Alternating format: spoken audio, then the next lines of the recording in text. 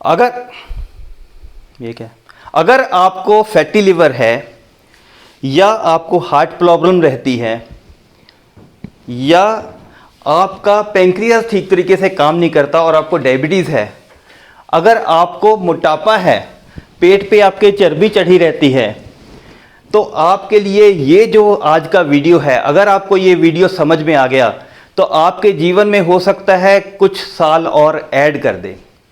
दोस्तों, हम लोग जो हैं जब पृथ्वी बनी है करोड़ों सालों में जाकर हम ह्यूमन बींग्स बने हैं, होमोसेपियंस।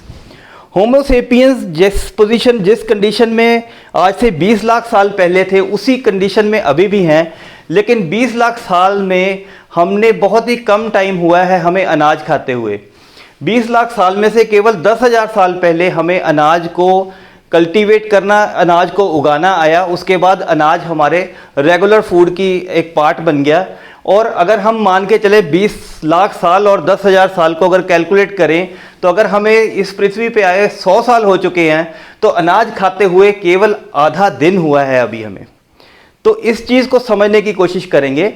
और दूसरी बात है कि अनाज खाने से हमें फ़ायदा क्या हुआ कि अब पहले हमारे पास अनाज अवेलेबल था, तो इस वजह से हम लोग तरक्की कर सके, क्योंकि फूड की अवेलेबिलिटी हो गई, अनाज प्रचुर मात्रा में हम ग्रो कर सकते थे।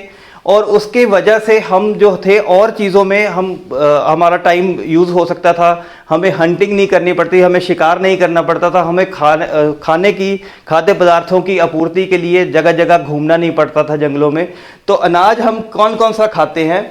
जो मेन वर्ल्ड में अनाज यूज़ होता है वो एक राइस है, चावल, एक मक्की और एक गेहूं।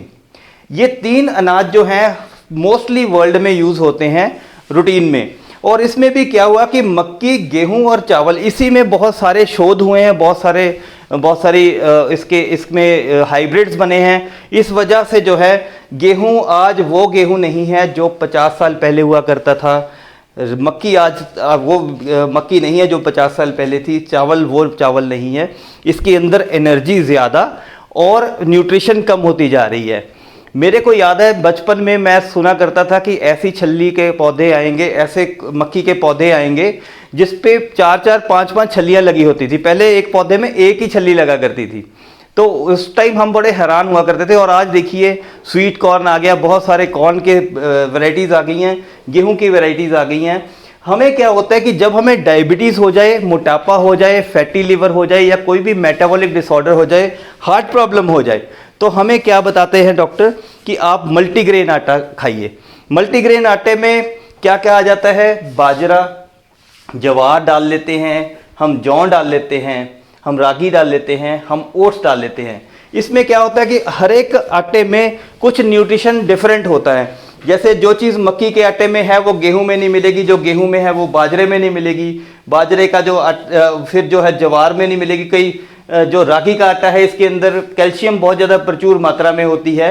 लेकिन अगर हम इसके बारे में, अगर हमें डायबिटीज़ है या ऐसी कोई बीमारियां हैं, तो उसके बारे में प्रॉब्लम क्या आएगी कि ये जो आटे हैं, ये सभी आटों की जो प्रोटीन कंटेंट है वो लगभग 10 से लेके 12-13% तक होता है।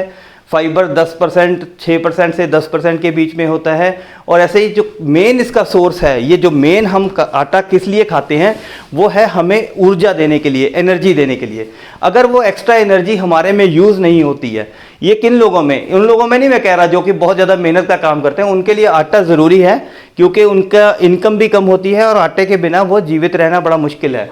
लेकिन अगर हम एक ऐसे मध्यम परिवार से संबंधित हैं जहाँ पे हमें एक्सरसाइज कम करनी पड़ती है, तो जो आटा है वो हमारे पेट से होता हुआ फिर इंटेस्टाइन से हमारी ब्लड स्ट्रीम में जो कार्बोहाइड्रेट जाएंगे, जो कि 70% से ज़्यादा कार्बोहाइड्रेट होते हैं एक आटे के अंदर और अनाज के अंदर, तो वो पेंक्रियास जो है वो इंसुलिन बना के उन कार्बोहाइड्रेट्स को या तो यूज़ करवाएगा बॉडी में या हमारे लिवर के ऊपर फैट के रूप में जमा कर देगा। जब लिवर फैट को नहीं और हैंडल कर पाएगा तो हमारी बॉडी पे मोटापा आना शुरू हो जाएगा। जब मोटापा आएगा तो बॉडी को और ज़्यादा इंसुलिन इसको पेंक्रियास को बनाने पड़ेगी और हमें डायबिटीज़ हो जाती है। उसके बाद हम मल्टीग्रेन आटा खाते हैं, मल्टीग्रेन भी में जो है ये चीज़ें अगर डालेंगे तो हमें ज़्यादा फर्क नहीं पड़ेगा कि हमारी बॉडी के अंदर कितना ग्लूकोज आटा बना रहा है।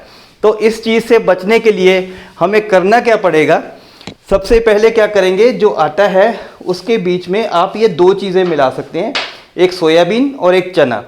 चने में 25% प्रोटीन होता है और सोयाबीन के आटे में लगभग 40% प्रोटीन होता है, सोयाबीन की दाल के आटे में।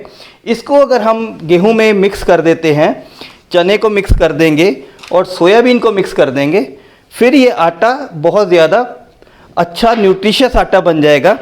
और इसको अगर यूज़ करते हैं तो हमें उतना नुकसान नहीं करेगा जितना कि नॉर्मल गेहूं का या बाकी के अनाज का आटा करता है।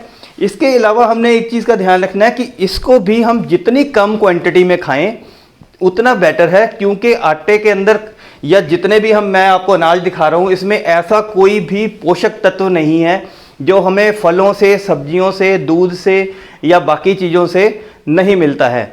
तो दोस्तों, इसलिए अगर आप चाहते हैं कि आपका फैटी लिवर जो है वो रिवर्स हो, आपकी डायबिटीज़ ठीक हो, आपका मोटापा कम हो, आपका हार्ट प्रॉब्लम ठीक हो, आपका ब्लड प्रेशर सही रहे, तो इसके लिए आपको आटे की क्वांटिटी कम से कम खानी है। और जैसे मैंने आपको बताया कि इसको मिक्स करके ये वाला आटा खाइए।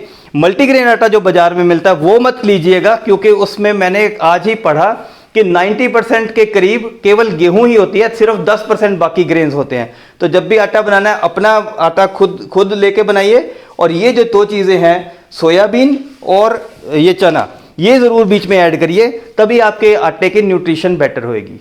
वीडियो देखने के लिए थैंक यू।